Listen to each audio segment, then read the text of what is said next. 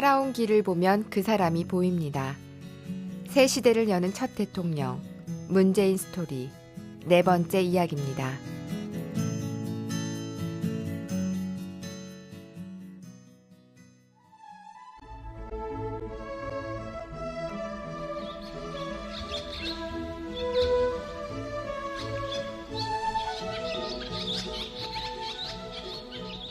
어머, 젠씨, 저 꽃 좀 봐요.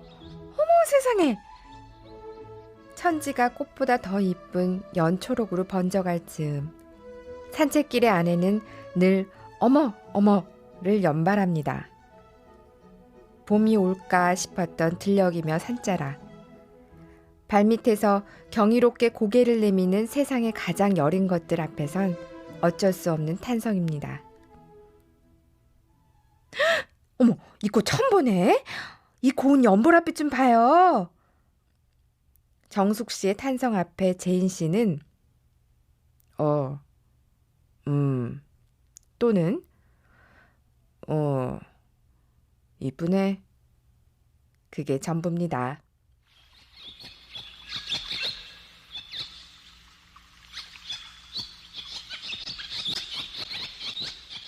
이듬해 그 즈음 나란히 산책길을 걷던 남편이 서너 걸음 앞서기 시작합니다. 큰 나무 아래 풀숲을 헤치더니 아내를 돌아보며 씩 웃네요.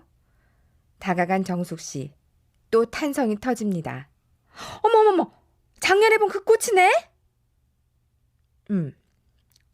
이 꽃 깽깽이 풀이다. 우리 자생식물이지.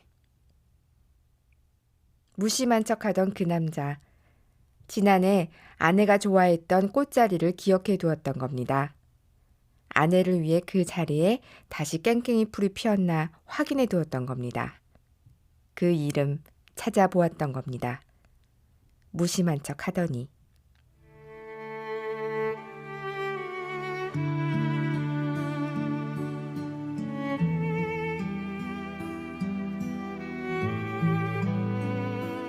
무심한 듯 무심한 척. 살아보니 그건 무심한 것과는 달랐습니다. 수다스런 말 따위는 가슴속에 담아놓고 말없이 행동으로 챙겨주는 무뚝뚝한 남자의 표현법. 그것이 그 남자 문재인의 사랑법이었습니다.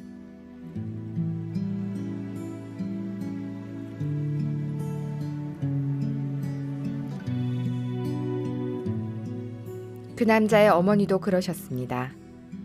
평생의 가난을 짊어지고 힘겨운 노동으로 하루하루를 보내시면서 아들에게 거는 기대는 산처럼 컸지만 잔소리 같은 건 할 줄 몰랐습니다. 아들에게 단 한 번 공부하란 소리를 하지 않았습니다. 그저 지켜보았고 지켜주었습니다. 어머니, 주무시소. 종일 일하고 몸이 말이 아이겠는데. 아니다. 내는 암시랑도 한다. 좀에만 있다 잘 끼다. 꾸벅꾸벅 졸면서도 어머니는 곁에서 책을 읽으셨고 양말이라도 기우셨습니다. 아빠 문재인도 아이들에게 그랬습니다. 딸 다혜의 시험 때면 늦게 일 끝나 술 몇 잔 걸치고도 다혜의 공부가 다 끝나도록 곁을 지켰습니다. 친구에게도 그랬습니다. 대학 시절 어느 날 하숙집에 고교 동창이 찾아왔죠. 너 시험 때라면서 어쩐 일이고? 내가 공부를 하는데 이 영 마음이 쓸쓸한 게 이상해 갖고 있다 이가. 제인이 니하고 좀 있으면 나을란가 싶어갖고. 그래, 부탁 들어온나? 나도 마침 잠이 안 와가지고. 문재인은 옆방 하숙생들과 잠을 쫓으며 친구의 공부가 다 끝나기를 기다려 주었습니다. 그것이 그의 우정이며 도리이며 사랑이었습니다.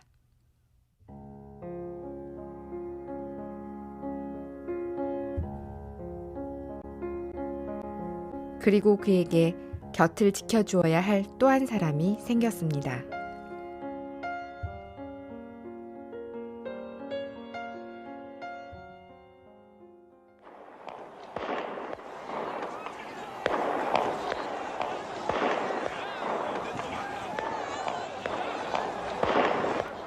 선배님, 선배님, 정신 차리세요. 1975년 유신 반대 데모를 하다 최루탄에 실신한 그를 깨운 건 얼마 전 소개받은 음대 여학생 정숙 씨였습니다.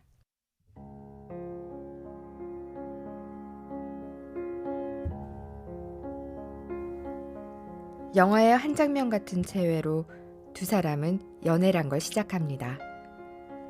말 없는 경상도 남학생과 종알종알 말하기를 좋아하는 발랄한 서울 여학생.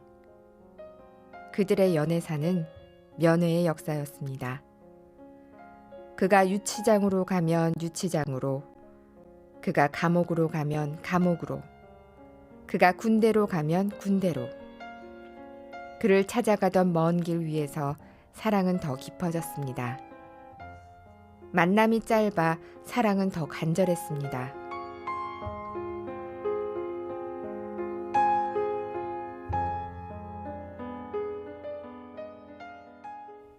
특전사 공수부대 첫 면회날.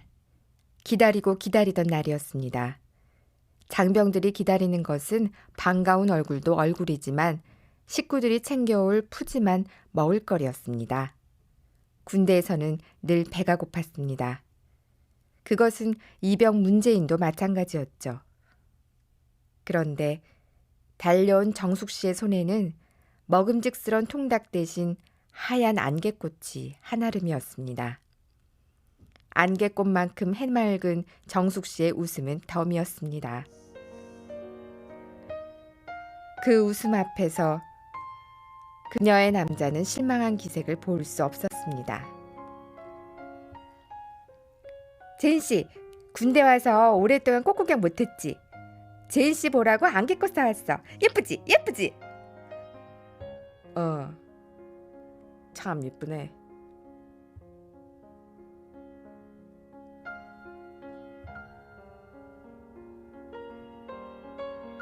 사실 이유가 없는 것은 아니었습니다. 연애 시절 보통은 남자가 여자에게 꽃을 선물하지만 그와 그녀 사이에서 꽃을 선물하는 것은 주로 그녀였습니다. 그가 꽃을 참 좋아하는 남자였기 때문입니다. 길을 가다가도 꽃을 보면 한참 멈추어 보던 남자였습니다.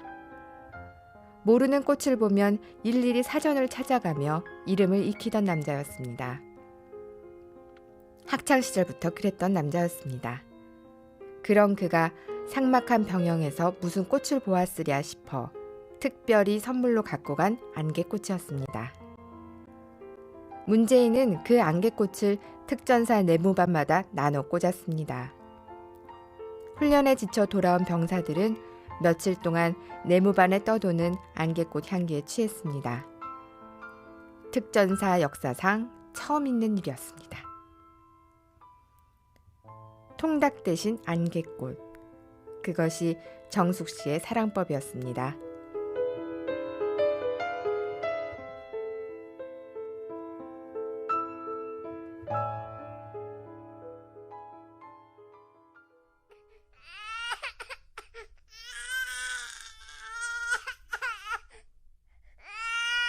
왜 울어?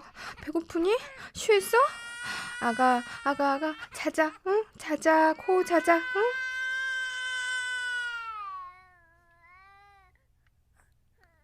두 사람은 결혼을 하고 아기도 낳았습니다.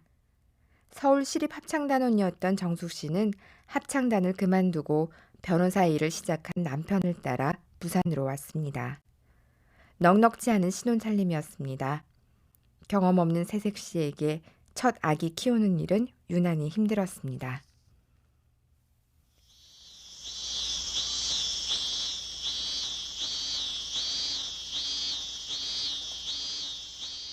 그의 여름은 또 왜 그렇게 더웠는지요.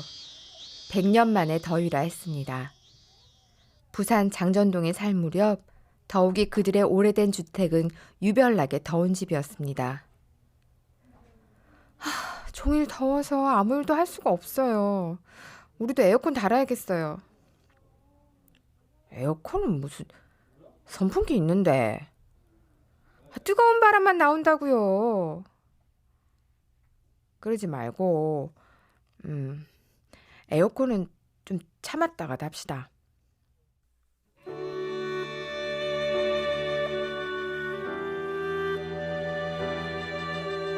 처음에는 야속했습니다. 종일 아이에게 시달리며 집에서 일하는 아내에 대해 배려가 없다고 생각했습니다.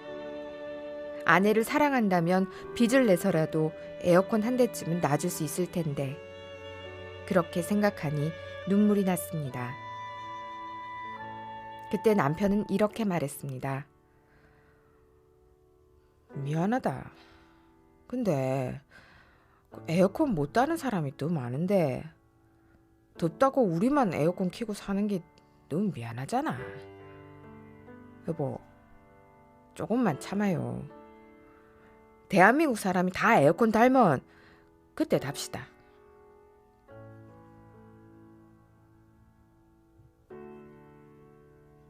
남편은 그런 사람이었습니다. 이웃과 고통을 함께하는 것. 그것이 또 다른 문재인의 사랑법이었습니다.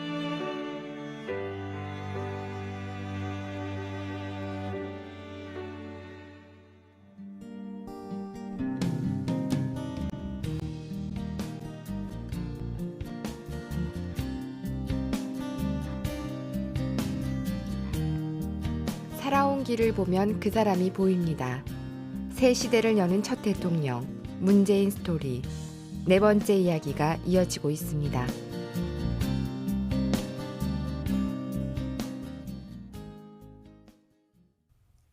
양산에서 서울을 오가던 바쁜 나날 중에도 제인 씨는 기어이 마지막 밤차를 타고서라도 양산으로 돌아왔습니다. 혼자 집을 지키는 아내가 있으니까요. 그 시골집 가까이 허름한 개인 병원에서 정숙 씨가 수술을 한 적이 있었습니다. 큰 수술은 아니었지만 며칠을 병원에 입원해야 했습니다. 그런데 남편은 코앞에 집을 두고도 매일 밤 병실의 보조 침대에서 쪼그려 잤습니다. 바로 앞에 집 있는데 집에 가서 편히 자요. 무슨 일 있으면 금방 달려올 수 있는데. 뭐 이거 어때서? 난 이거 편하다.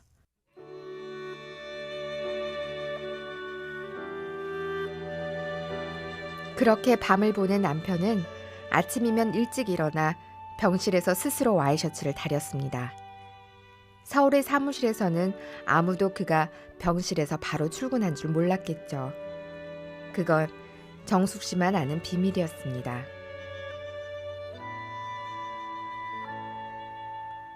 그렇게 그는 늘 사랑하는 사람의 곁을 지키는 사람이었습니다.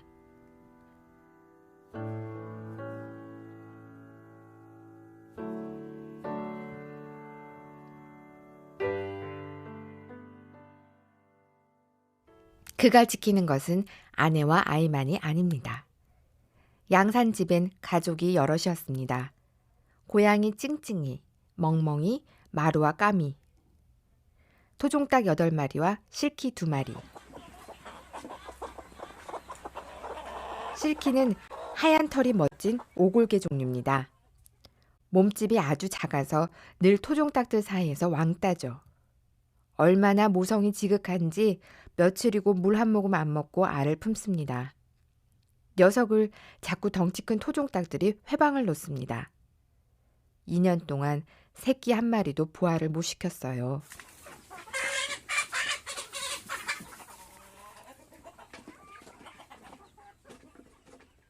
아니 그런다고 실키가 물을 마셔요? 이러다 죽으면 어떡해. 아우 양복 다 버려요. 출근 늦겠어요. 출근길 제인 씨는 하루도 빠짐없이 알을 품은 실키에게 물 한 모금이라도 먹이려고 씨름을 합니다. 그러던 어느 날 어머 저거 내가 얼마나 아끼는 건데 제인 씨!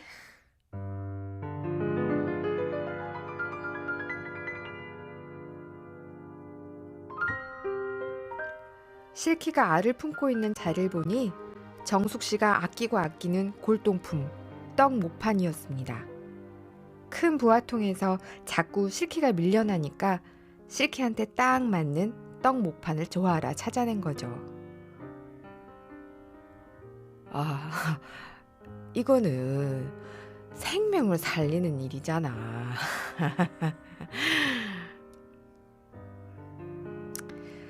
하, 거기다 대고 우리 정숙 씨 무슨 말을 하겠습니까?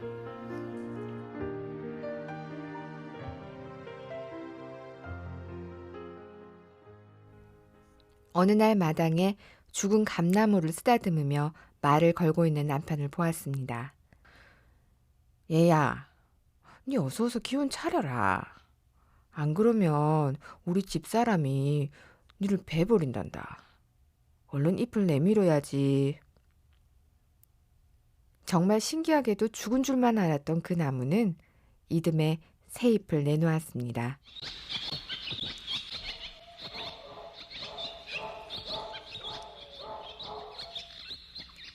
양산집은 동물이며 식물이며 생명 있는 것들이 참 잘 되는 집이라고들 했습니다.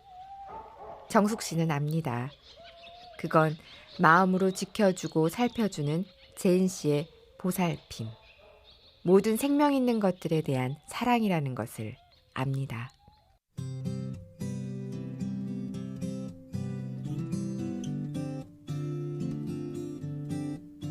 손주가 태어납니다. 남편은 손주에게도 참 지극정성입니다. 참 모한 얘기지만 정숙 씨는 손주에게 살짝 질투가 난답니다. 남편이 손주를 바라보는 눈빛, 그거 정숙 씨를 바라보던 눈빛이었거든요. 살면서 그 눈빛, 정숙 씨에게만 보내는 눈빛이 아니라는 건 이미 알고 있었습니다. 그 남자는 수많은 이웃들에게, 살아있는 모든 것들에게 그 눈빛을 보냈습니다. 말없이 그들 곁을 지켰습니다.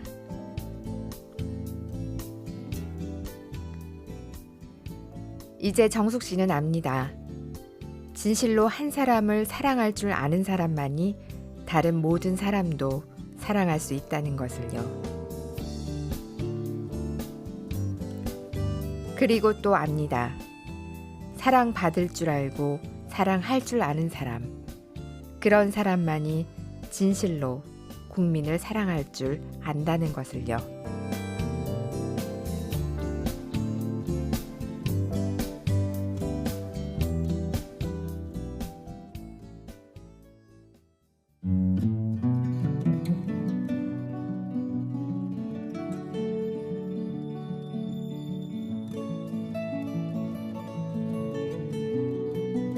살아온 길을 보면 그 사람이 보입니다. 새 시대를 여는 첫 대통령, 문재인 스토리. 내일 이 시간엔 5번째 이야기, 특전사 최우수 병사, 문재인의 군대 이야기가 이어집니다.